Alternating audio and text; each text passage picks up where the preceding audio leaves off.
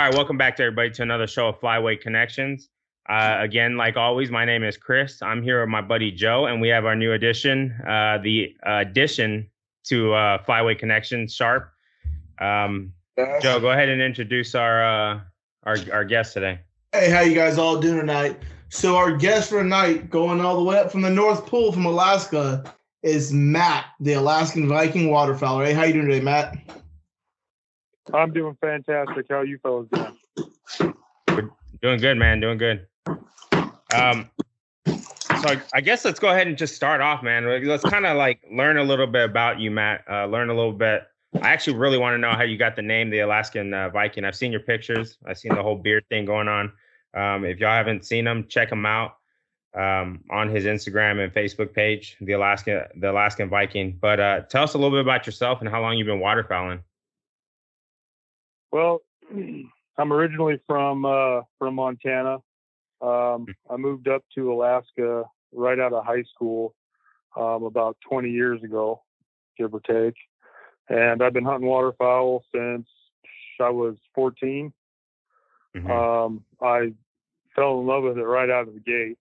It was the first real hunting that I could do in Montana by myself without being 18.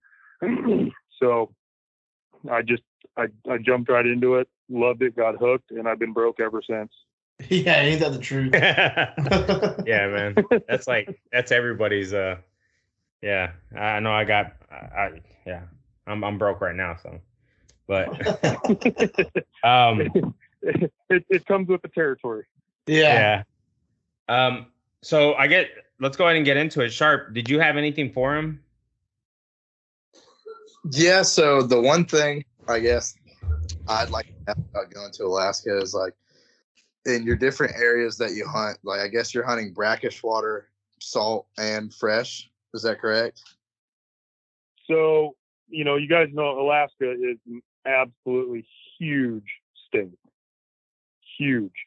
There's more ponds and lakes and so where I live is in the interior of Alaska. And I'm about 300 miles from the ocean, give or take. The majority of the hunting I do is all freshwater ponds and marshes and lakes. There's just absolute untold numbers of ducks up here. Our season it kicks off September 1st. So I get the first shot at these birds before they go south to you guys. Yeah. Appreciate it. Yeah, we were actually talking about it. Yeah, it's like, man, they keep the dumb ones up there. Yeah. We definitely educate them before they get to you. Yeah. But we can't tell Louisiana. I feel like that's so nice, just getting those birds, your birds, come right, see decoys, and like just bomb right in. Do y'all kind of see that like at any season? Where, yes and no. Yes and no. They our birds, they get educated really quick.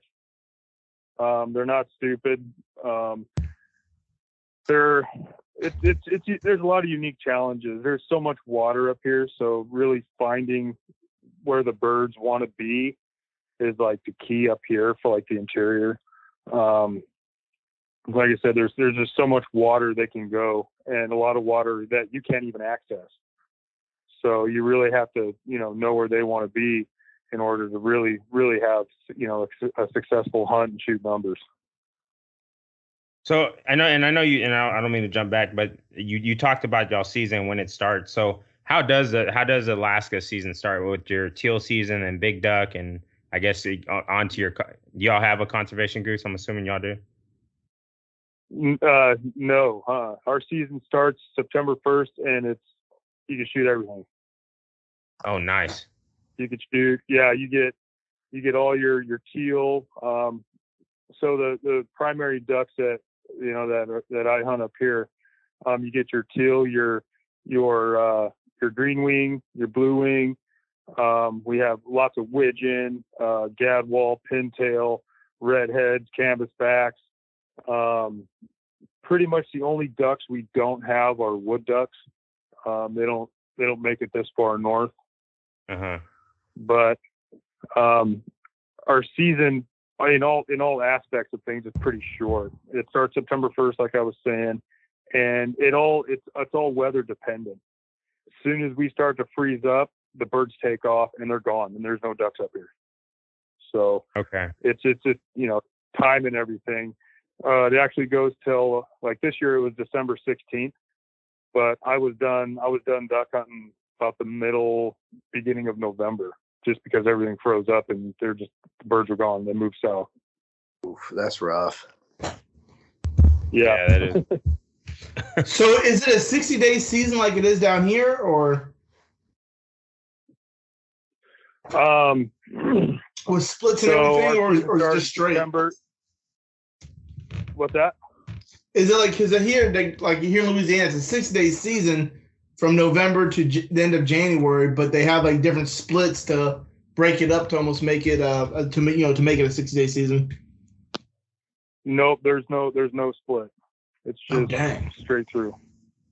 Yeah, so you guys are almost like 100 something days of duck hunting. Yeah, like I said, it's all weather dependent. It can be cut short real quick, and it can be over before you know it. But what's your guys' limit on ducks? So down here in Louisiana, it's 6 ducks, and then we have a variety. Usually like us down here, like me, I know Sharp, we hunt in different states all the time. We kind of bounce around between the Central and Mississippi Flyway. But I know I think in Texas for Chris, I think it's all 5 or 6 ducks with an aggregate of 5 mallards, 1 pintail, and and then we have an aggregate of they're different species. 5 in Louisiana. It's 5 mallards we can get in. It's 4 for us in Arkansas. Yeah, I think let me give you a line idea. I mean, here in Louisiana, we don't even shoot that many mallards. Yeah. That many mallards, you're having a good time. Yeah. So our limit. So we're allowed 10 birds. Period. That's golly. I know. Aren't you guys allowed like 8 pintail? We're allowed 10. You can shoot 10? 10 Oh, wow. whatever. And everything, you know what? man. Hey, just man. I'm done with this one. I'm done. Bro, I don't want to talk to The you. only duck that we're not allowed to shoot 10 of are canvasbacks. We're only allowed 2. 2. Joe is going to be in UM so hard. Here in 10 pintail. Yeah, pintails. I'm originally from the West Coast, hunting in the Sacramento Valley of California, and in California you could probably shoot 10 pintails, but we're restricted down to 1 pintail. If you see 10 ducks, 9 of them will be pintails. Yeah, we don't have any regulation like that, which is nice. Well, but the only drawback to that is the beginning of our season. It's just a brown duck beatdown. They're not plumed out. Yeah, I was going to ask you that. I was looking at some of your photos, and some of the greenheads look super plumed out, and some of them are kind of a little drab looking. Yeah. So beginning of the season, everything's brown. You can't tell what duck is what duck until it's dead and in your hands, and you're really able to look at it. Later on in the season, probably end of October, you start seeing color. And you start getting some good northern birds from up north coming through. A lot of pretty mallards will be plumed out, but for the most part, it's just a brown duck beatdown. Yeah, well, we have a saying here in Louisiana: all ducks are brown in the pot. Right. It don't matter. They all eat the same. Yeah, they all eat the same. So I have a real big question. Have you ever shot a Harlequin? And a lot of people don't know is yes, that's a very rare bird to shoot. How does the Harlequin hunting work over there? Is it a tag system like it is on the West Coast, or? Nope, I'm allowed 8 of them. I'm just kidding. You got 8 of them? Nice. Well, no, in like Washington and all that, it's a tag system. You only shoot 1 or 2 a year. Yeah, I think it's 1 or 2 a year. We get we're pretty conservative with Harlequin, just because they are they're pretty rare species. So I've shot my fair share of them, but whenever we go out, we limit ourselves to either 1 or 2. Yeah. Have you had a mount? Yeah. Yep. Oh man, I bet that's a pretty mount. Yeah. I go down to Whittier every year, which is on the coast of Alaska, over by Anchorage, and it's phenomenal sea duck hunting. Phenomenal. You shoot some absolutely stud birds. You'll get beautiful common goldeneye, burrows, old squaw, Harlequin, all your scoters. It's just a phenomenal place, and it's a blast to go there and hunt. Now, do you ever get any of the kings down there, or is it kind of up, still up north from where you are?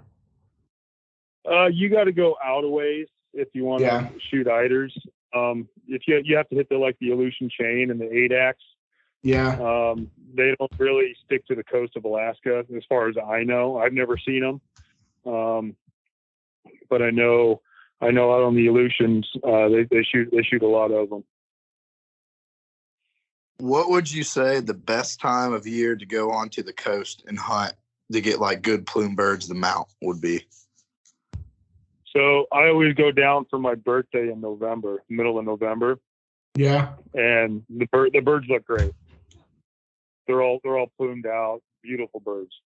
And then at that time, do you really have to worry about bays freezing over much, or is there enough salt to kind of No, you don't have to worry about any of that. This last year, when we went, we actually had the worst weather that I've ever seen in the 5 or so years that I've been going down. We had 60-mile-an-hour winds with 8 to 10 foot seas, and it was just snow was blowing like crazy, and it was wild, man. It was real wild.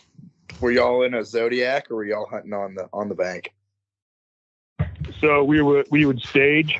So what we would do is we take my buddy's big boat. He has a big a 23-foot Hughes, and we drop everybody off, and then he'll go out.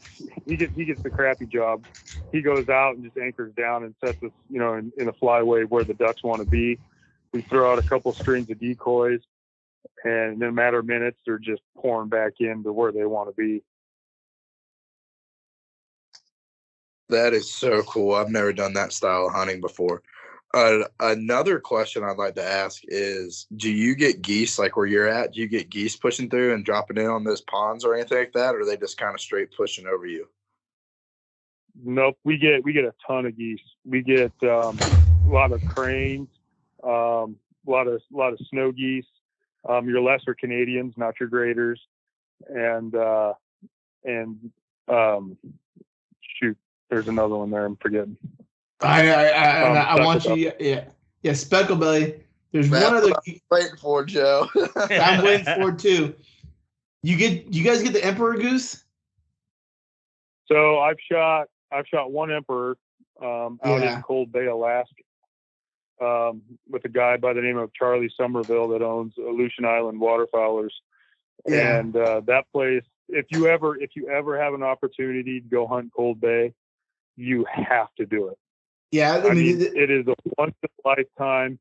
The black brant there hunting is phenomenal. Oh yeah. We're talking thousands and thousands and thousands and thousands of birds.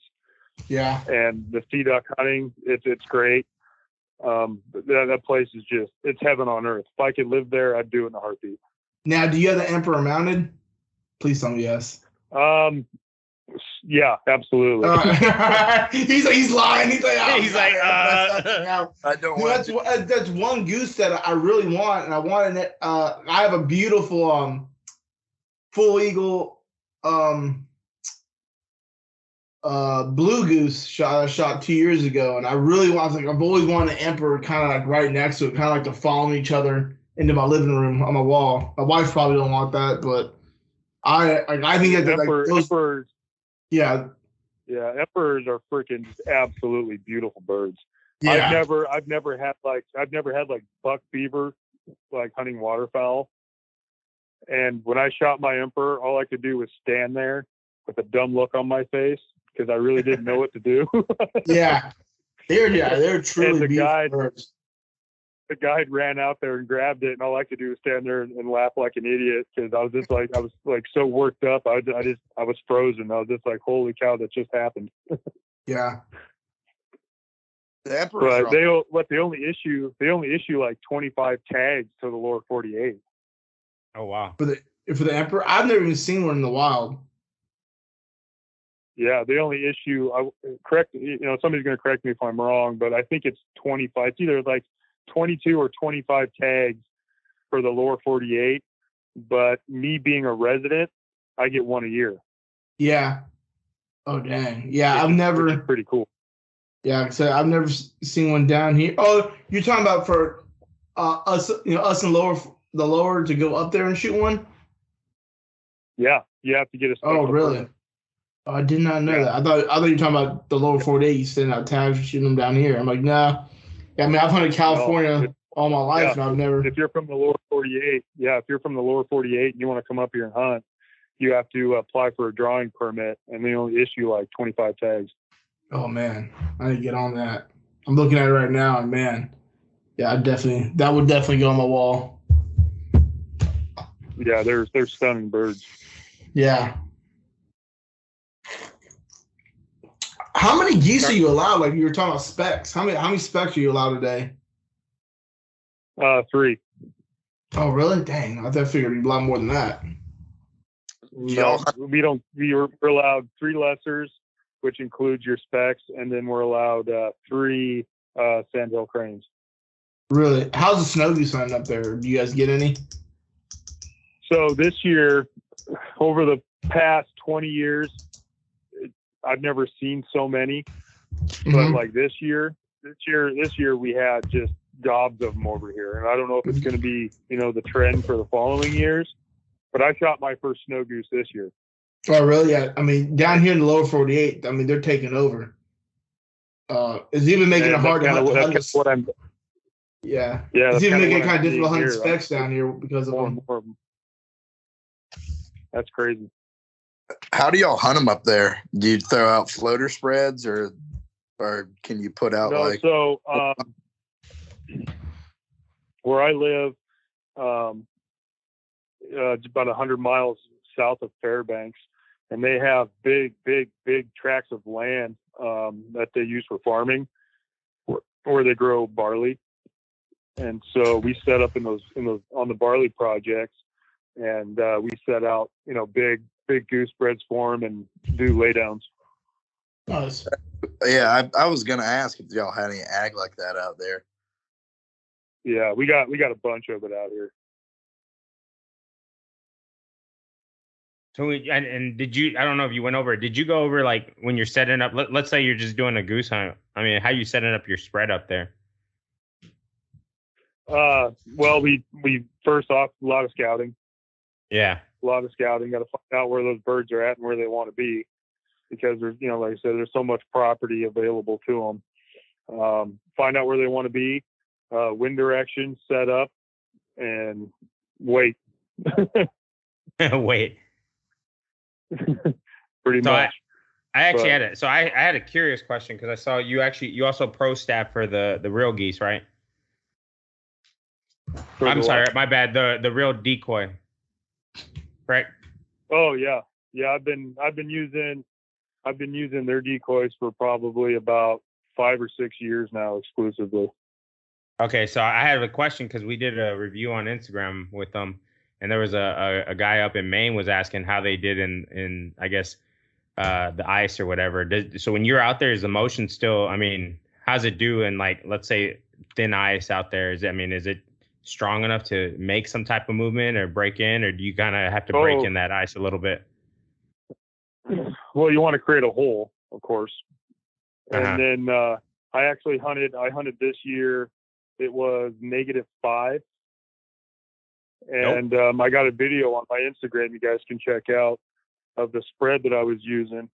And you could see the steam rolling off the water, and I'm just sitting in this big ice hole.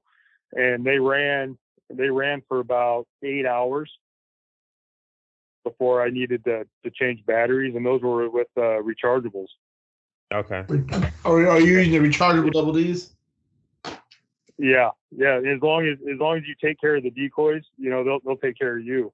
Yeah. Bring them in. I roll up the motors and keep everything running, and that's the biggest part. Like if you leave them outside, any kind of moisture in there is going to freeze, and they're not going to want to work that morning. So it's important to have them inside, dry them out good for the next day. But as long as you take care of them, they're hands down the best motion decoys I've ever used. Yeah. Yeah, we actually. Yeah, go ahead, Joe. I was like, we've hunted them quite a bit. This year we did a big review on them. I really like their motion. Like but man, did I fall in love with their floaters? Those light decoys. Yeah, the light and lethals. Yeah, light and lethal HDs. Yeah. And those light. Yeah, those are. Yeah. Yeah, there's some tough decoys. I don't know any other packable decoys that can take a number 4-inch or a 3-inch 4-shot at 30 yards and keep floating. Yeah. So funny story about that. I had someone in my blind this year that put a couple pellets in one over for a spoonbill. I had a spoonbill decoy, and my older son shot it off the water and kind of tagged some of my. But you know what? They took some water on. I drained them because they have the valve in the back to drain them for the collapsing. And I put some clear Flex Seal on them, and they were good to go. Dude, they're tough decoys. Yeah, I'm like you. I don't take prisoners. They land in the decoys. I don't. I'm taking decoys. Yeah. Down here in the South, we call those skillet shots. Yeah. Yeah, they get right in the skillet. Don't get in my way because you're getting hit regardless. Yeah. So before we get off topic, because I'm about to take this off topic after looking at your Instagram. I'm a huge fisherman. I commercial fished in California before I joined the Army. I see you have lingcod. Yeah. Was we were fishing out of Valdez. Yeah. Which is about 300 miles south of me. I love them. They're freaking tasty fish. Yeah, they are. I mean, I grew up a big rock fisherman, and catching lingcod. A lot of people don't know. When I was about maybe 10 or 11 years old, and I filleted one for the first time. And I looked at my dad, and I was like, "There's something wrong with the meat." A lot of people don't know that meat's almost like a baby blue until you cook it. Yeah, ours were white meat, like just really, almost just like halibut. Yeah. Yeah, halibut. We do a lot of halibut. Yeah, but the ones we get in California, our lingcod, the meat is like almost like a neon baby blue, and then once you cook it, then it'll get its white color. Huh. That's crazy. You do much fly fishing up there? Oh yeah, I do. Summertime. So our summer here is only like 3 months long before it's back to winter stuff. But I fish a lot for grayling. Fly fishing for grayling. They've got just absolutely amazing grayling fishing around where I live. So I spend a lot of time in the summer doing that.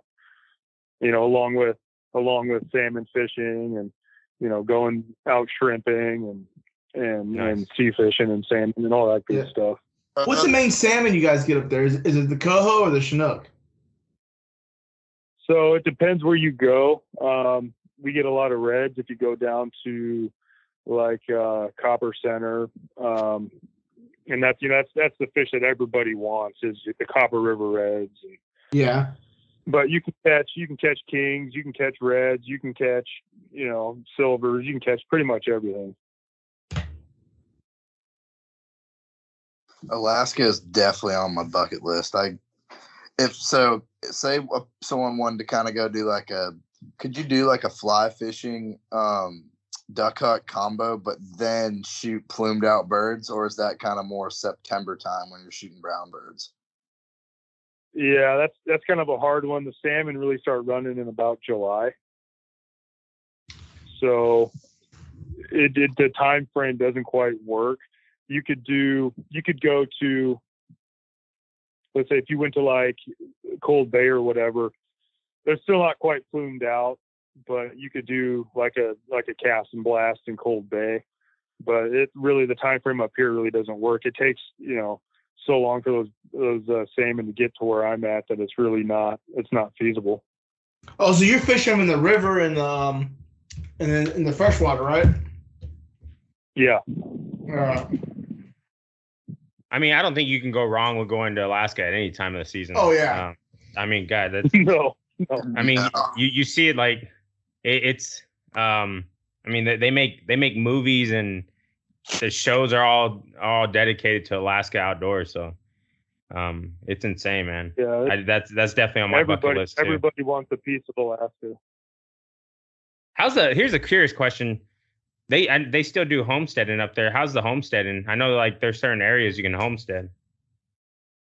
Every once in a while, parcels will pop up that they'll do homesteads, but I don't think they've really done the homestead thing since the 60s, if I'm not mistaken.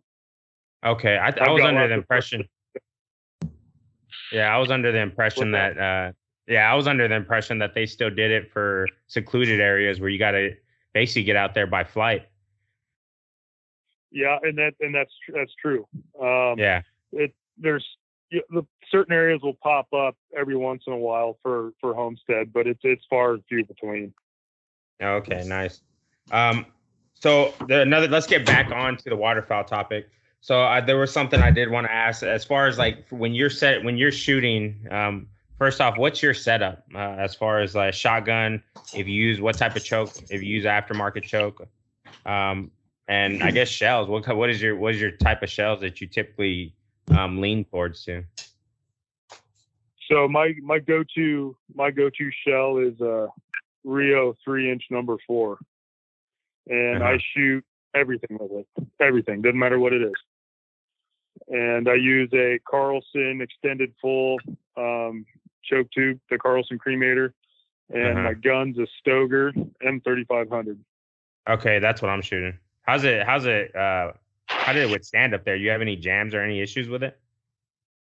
I've never had a jam. Nice. Yeah, because I had so I actually got mine for this past season, and we kind of me and Joe did a review on our shotguns and kind of wanted to put it to the test. I put it down in Louisiana, up here in North Texas. So, I mean, and I haven't cleaned it once, and it's still shot to the last day. Our last day of hunting. Yeah. So it was fun, man. I think for the price and we talked about this on our gear review, and people can check it out on Instagram, but I liked it, and I'm going to see how it does for a second season, man. I was actually curious, because I wanted to see how it did in the snow, and that I'm sure it gets wet. I'm sure there's stuff. The components ice up. So, which is funny because I've never had any issues. I've hunted in all different kinds of weather, sleet, snow, sub-zero.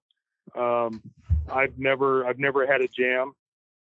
I've never had any issues with it. I've hunted with it for 4 years now, I think. And I love the gun. I love how sturdy it is. I like the inertia. I like the fact that it's inertia driven and not gas. I think that's a big bonus, especially for hunting up here. Yeah. Sharp, you there? Yeah, sorry, I had to let one of the dogs outside. Oh, yeah, you're good. Because I was gonna me and you hunted with a guy up in Arkansas, and remember he was using a Stoger, and he was having nothing but issues. It's crazy with those Stogers. It's either like one spectrum or the other. Everything I've heard, it's like either people have absolute horrible trouble with it, or they shoot fine, not a problem. Yeah. And see, that's the same thing. That's all the reviews that I read was the same thing. You either love them or you hate them. Yeah, I've never shot one or hunted one, but everyone that I've seen it with those and the Weatherbees, I've seen a lot of issues with those as well. Yeah, I've never The Element 20 gauge. Yeah. I'll tell you this, Matt, what kind of drove me to get that one, because I guess the season before I was shooting the Benelli Nova. So what drove me is Ducks Unlimited did their big expo down here at Texas Motor Speedway, and I was out there volunteering for the shotgun booth. But when you're out there, they let you shoot whatever shotgun you want. And I was trying them all out. I like Benelli. I have Benelli chokes. I have Pattern Master chokes on my Benelli. But I wanted to get something at reasonable price where I can still use my chokes. I didn't have to buy new chokes. And I think that's what drove me to it. I shot the Stoker M3500, and man, and it was the bottomland pattern, and I fell in love with it. And I was like, "Yep, I'm getting this one." So I think that's what kind of drove me. And I was the same as you. I saw reviews, people like, "Oh, it's horrible," and then some is like, "Oh, this gun's 100% the best thing I've ever got," or whatever. And I think right now I put it through the whole season. I haven't had no issues, no jams, no nothing. So I think maybe I got mine. Yeah. Yeah, I got mine, and the reason I got mine was I wanted an auto loader that wasn't going to break the bank. Yeah. And two, I wanted something that if I did end up breaking it, because I'm hard on stuff, I'm no mercy, and I didn't want to pay $1,800 for a gun and have to baby the thing. It gets thrown around, it gets slammed around, it gets dropped, it gets this and that. And I wanted something that was going to be, rugged, tough, and reliable. And it's held up. It's held up really well. Yeah. Yeah, the conditions out there are not the best. Yeah. They take no prisoners out there in the tundra. Hard on gear. So when it comes to waders, I know we're talking about gear. What gear do you use to keep warm out there and during that time of the year, like wader wise, and in your base layers or outer layers? Well, it starts off with lots and lots and lots of layers. It's better to have it on than not. So yeah, I wear I like to be comfortable when I hunt, so I wear a pair of thermals, and then I'll wear sweatpants, and then I have I can't remember what kind of waders they are now. They're just Cabela's waterfowl waders, like 32 gram or 3,200 gram or something. I can't remember. Yeah. Are they neoprene or breathable? Neoprene. Neoprene. Yeah. I bet neoprene is king out there. It is. It really is. But I burn through about a pair every year. Yeah. I don't know why. They're not that expensive. They're like, $250, $300 for a pair of waders, but they don't hold up for nothing for me. Yeah. I'm almost guaranteeing it's just the conditions. This year I'm doing a big wader review, and I did a pair of lacrosse waders all season. I swapped back and forth. Lacrosse, their Mallard 2, neoprene, and then the banded, because I used to be a banded basher. I bashed banded all the time. Wasn't a big fan of them. But with a little bit of a preventive maintenance I did with them, and the banded actually outlasted the neoprene, the banded breathables. What I did out here, is I used to have a pair of Drakes I really liked. And anyone who's ever used Drakes will notice that there's almost like a Flex Seal type coating over all the seams. So I did that same thing with my banded waders. I took some Flex Seal and I Flex Sealed all the seams. And I'm pretty sure me doing that kind of killed the warranty of it, but I had no issues with them whatsoever this year. I hunted them hard. The only thing I didn't like about the banded breathables was that I felt like I was in like 1992 with the MC Hammer pants. They're a little baggy. Bell bottoms. Yeah. they're like that baggy, especially when you're moving around a lot. And I thought like with those baggier waders, they circulate heat in on you. You know, you get like more air movement. Yeah, they're warm, but I mean, down here I hunt a lot about Apiros or kind of small canoes. You know, the little Louisiana canoe I hunt out of. Getting in and out of them and stuff with the bagginess kind of got annoying. But man, I'm thinking about getting a pair of those Sheen waders for next season. Yeah, I want a pair of the Sheens. I think I'm gonna get a good pair of waders soon, just because you go through like the $300, $400 pairs. I feel like I go through a pair every season. Every like 2 years. That's everybody. I feel like that's everybody. Yeah, so I'm just worried you're gonna buy that. You're gonna buy that expensive pair of waders, and like there again, I don't want to break them.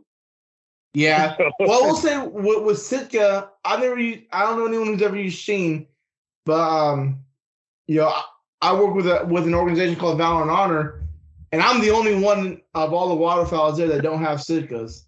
And I will say this: everyone's that broken or have had issues. That lifetime warranty. They'll get you at a loan repair until they repair your waders, and then they'll send you your waders out back to you. I will say Sitka gear has definitely up, changed the game of outdoor gear with their warranty system. Yeah, that's definitely a bonus to that. How hard is it to get gear out there? I mean, is there a lot of like Bass Pros or Cabela's, or is it all kind of mom and pop shops or internet sales out there in Alaska? So shipping to Alaska is absolutely retarded. It is one of the biggest obstacles that a man can face. Yeah. We do have a Bass Pro shop and a Cabela's in Anchorage, which is like a 7-hour drive for me. If you go to Fairbanks, which is about 120 miles north of me, they have a Sportsman's Warehouse, and they have somewhat of a variety, but not much. Their selection is extremely limited. But for the most part, getting any kind of gear is it's a headache and it's time consuming. So is that with like shells and all that, like ammo? Do you kind of have mom and pop shop it, or is it all internet sales?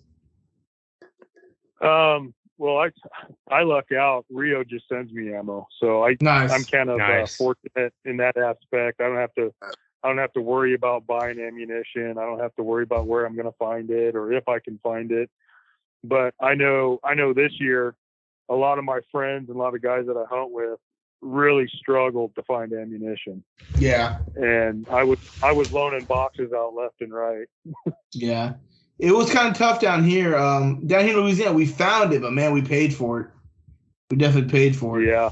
That was all over. Yeah, I was watching the prices on the shelves, and in the course of 1 year, they doubled in price. Yeah. Oh yeah. Yeah, that's no joke. Especially like I mean, for me it sounds crazy, but when I'm down here in Louisiana, I'm shooting out fully plumed out birds. So I mean, I've switched over to hunting with TSS and stuff. I'm a firm believer in that tungsten. Because by the time they get in, the birds are so hardy. Even like a wood duck, it's kind of hard to kill. So I mean, you have some of that federal TSS is going for $50 a box. How much? 50. 50. Holy cow! That's not even and 25 shells, is it? Yeah, that's a 10 shell. But you know what though? 10 shells? That's 10 shells. I will say this though. I mean, with that TSS, I'm sometimes shooting federal number 9 shot with them, and then that puts them. And they wonder why waterfowlers are broke. Yeah. Right. Yeah, that number 9 shot TSS puts them to sleep. That's crazy. Number 9. Number 9, yeah. Wow. I mean, Chris has seen it. Yeah. I mean, they shoot almost like, what, a 5? Yeah, they say they have the same kinetic energy as a I mean, I was shooting at a number 5 or 6. Number 5 or 6 still, yeah. Yeah. Daggone. That's impressive. That's you probably impressive. Get distance too. You definitely get some distance with those. Yeah. Yeah. You don't have much air resistance at all because it's so small. Well, yeah, so small. Yeah. And How does it shoot in tricky weather? In what? In like wind? How does it shoot in wind? Not bad. Down here in Louisiana, believe it or not, it gets real windy. It's, I mean, especially in the rice fields, it's real flat. Not bad at all. I'll take that over the steel because it's more denser than steel. The steel, I've noticed, in the wind doesn't perform very well, just because it kind of. I mean, I'll watch it. You know, I shoot one way, and then I watch my wad go. 10 feet. 10 feet the other way, the opposite direction. But with that tungsten and even with the bismuth, it's more denser and heavier, so it does a little bit better than that wind. Especially at lower velocities too. What kind of velocity does it have? I think the most bismuth I'm using the Boss bismuth and the heavy bismuth. It's around anywhere somewhere 1350 to 1450. Okay. Yeah. Yeah, you almost got to like, I mean, God, the shot too up there in Alaska has to be, that weather has to affect it a lot too. So it's almost like, I mean, I guess it's just where you're at. But I don't, me personally, I like bismuth. I've shot the tungsten. I do like them, but I mean, for the price, I like bismuth a lot. Yeah. Are the birds pretty hardy up there in Alaska, or are they they haven't got that thick fat cap yet? No, a lot of them are just big old butterballs. Oh, really? They've been feeding all summer. Mm-hmm. And when they head south, they'll just be, a lot of them will be loaded with fat. Yeah. If you're shooting seabirds, goldeneye can take a pounding. Yeah. They can downright take a pounding. That's one I gotta get. I've had the opportunity to shoot one, just common goldeneye. He came like right in the decoys, and I straight up whiffed. Really? Was that the Savannah area in Georgia, or did you shoot it over there? That was I had a buddy at Campbell, and I went and visited him. Oh, nice. I believe we hunted in both like Kentucky and kind of Tennessee. We got license for both, so we can kind of bounce around. Yeah. I think it was in some little lake on Kentucky. It's a land between the lakes. Yeah. I forget which one exactly it was. But he got like a public blind draw there, and we went out a hen bufflehead. Nice. Just like we were talking about the goldeneye, and then all of a sudden he just comes by, past all three of us. It was like one of those ones where like you weren't expecting it. It's like a fully plumed out gray, and you reach up, grab your gun, and you can just see the water hit behind it. That sucks. Well, man, that was a blowout. I guess the last thing before I'll kind of be done with questions unless something pops up, because I'm kind of curious about this. So Matt, when you're up there, you're hunting, and let's say a waterfowler that goes up there to hunt the first time in Alaska, or even let's say a new waterfowler, can you give me maybe 5 top things that you would say they would need to be successful up there? Well, first you're gonna need something, a boat or a kayak. I think that's number one.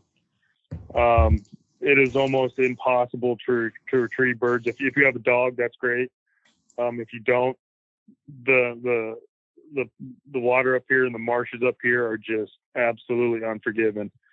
There'll be 2 inches of water and 6 feet of mud.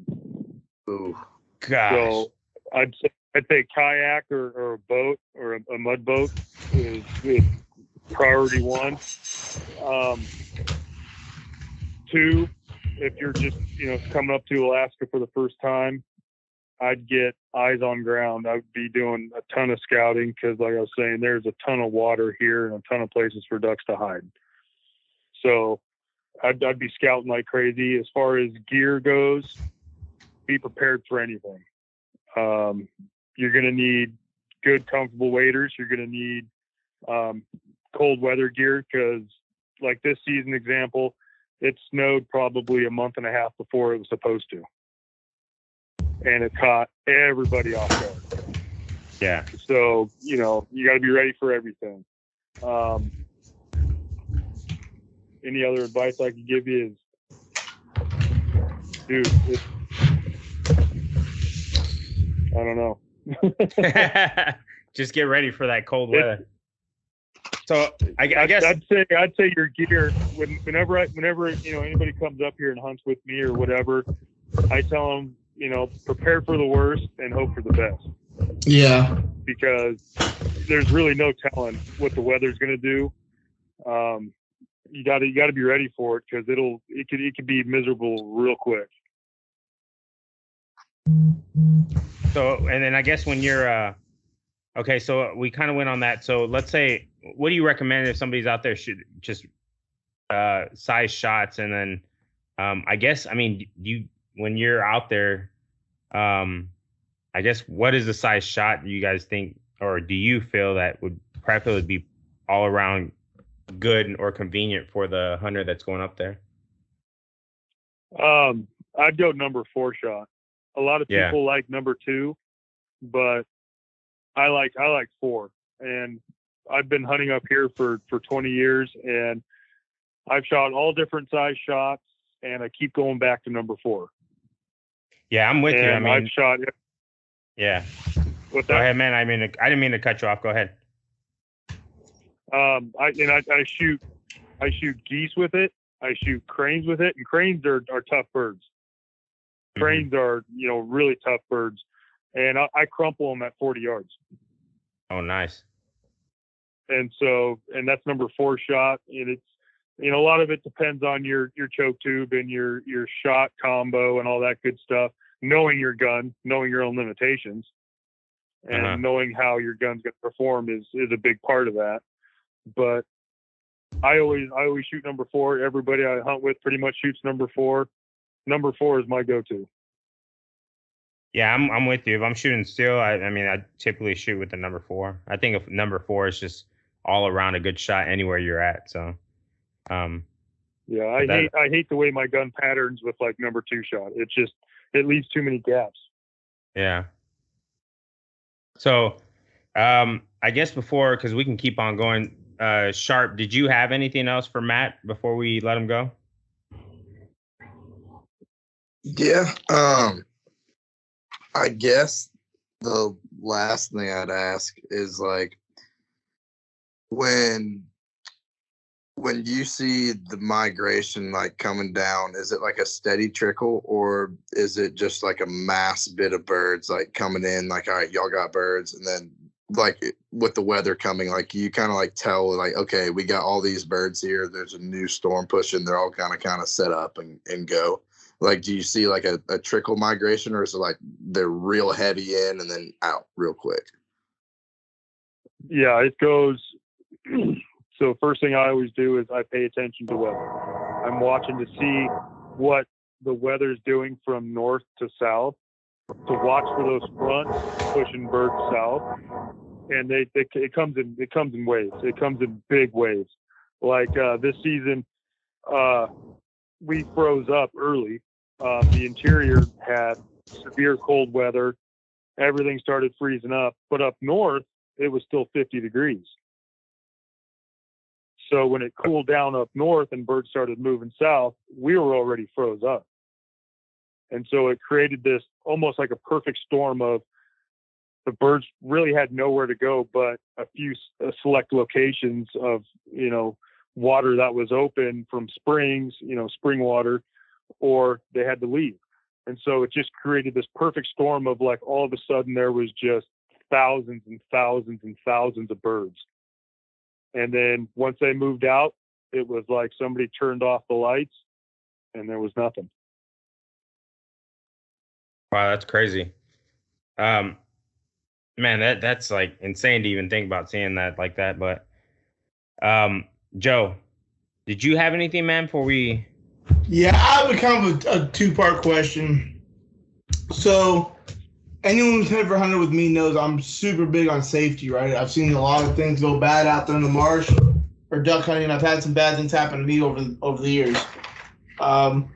Safety-wise, what safety precautions do you guys take hunting out there in Alaska in those elements? Safety's huge. Nobody wants to see anything bad happen. Whenever I'm hunting in groups, it's always you're shooting in your own lanes. You don't cross over. If you don't have the shot, you don't have the shot. The guy next to you has the shot. So it's always, you've got from, 12 o'clock to 6 o'clock, and the other guy covers the other half, and you don't cross over that imaginary line into his shooting lane, no matter what. And if we're hunting in ground blinds, for geese, that gun barrel is pointed downrange out of your blind. You don't touch your gun until you're ready to fire. Yeah. Because a lot of times you'll see people flip-flopping around, playing with their gun, fidgeting with it. And that's where you start to see a lot of accidents happen. Yeah. So when I'm hunting, whenever I'm hunting with anybody in a ground blind, it's you don't touch your gun until we're getting ready to pop out and shoot. And then it goes straight right next to you again, and you don't touch it again until the next volley. So safety is a big thing. You got to be careful out there. Nobody wants to ruin a day by blowing their foot off. Yeah. Weather-wise, what safety tips do you have? Because, we're talking about that. We're joking about that weather, but that weather is literally no joke, and it's unforgiving. Weather can be a tricky one.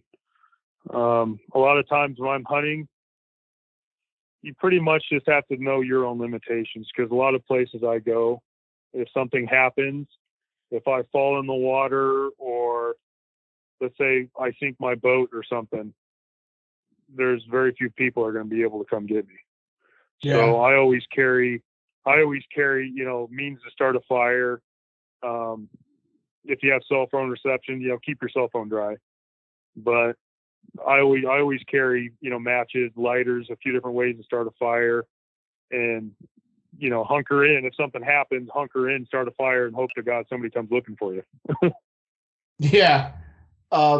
Second question is kind of curiosity for me, Chris and Sharp. How did you see or hear about the Flyway Connection? How did I what? How did you guys get introduced to the Flyway Connections? I saw you guys on Instagram. Huh. Oh, nice. So, yeah, I think the first post I saw might have been your review of the Real Decoy. On nice. My, not the For You, but whatever else they call it. And I was like, hey, right on. Yeah. These guys know what they're talking about. We try. I know. We try, man. Sharp has to come over here and educate us a little bit. I got a question for y'all about those Real Decoys. So on the swimmers, I've used the Higgins before, and if y'all have ever used those Higgins, the motor on them are so loud. Like if it's like a quiet day and not a lot of wind, like you can just hear them. Uh-huh. Is there much? Because I watched their YouTube video, but I didn't hear sound. You get much sound out of it, or is it pretty quiet? So quiet. I would say no, they're pretty quiet. Yeah, they are. Yeah, they're quiet. Sound wise, no, they are quiet. Yeah, I'm definitely. Yeah, they're exceptionally quiet. Because, dude, I'm telling you, those Higgins, we were hunting one time in a cypress slough, and just no wind, real quiet, and we had them in there to give us some motion. And you could tell, when those, we had birds coming down into the canopy, seconds before shooting, and that thing goes off and moves and makes that sound, and they just busted out of there. Yeah. It's bad. No, I've never had any issues with with any of their natural flutter extreme, their flutter butts, or their swimmers. I have their roughneck swimmer, and I've got their other swimmer, and it's not even, I wouldn't even call it a hum.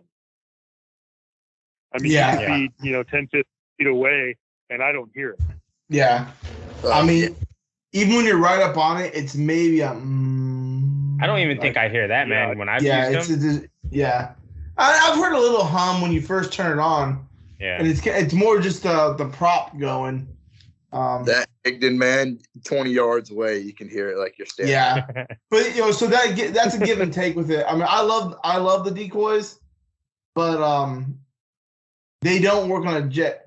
So here's a question for you. I have one more question that we're talking about it. How's your vegetation you have in those sloughs? And have you seen the vegetation actually compromise any of the swimmer? Well, we've got horrendous vegetation in the swamps and junk. There's always duckweed floating around and other debris floating around. And I'd say for the most part, that weed guard that's on there does a decent job at keeping out the larger vegetation. Mm-hmm. But the smaller weeds and junk does get caught up in there. Yeah. But that's one of those things where, it's going to happen. You got to pick your spots.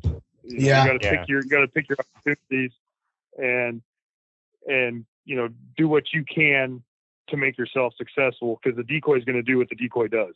Yeah. So if you throw it in absolute garbage water, you can't expect the decoy to perform in that kind of crap.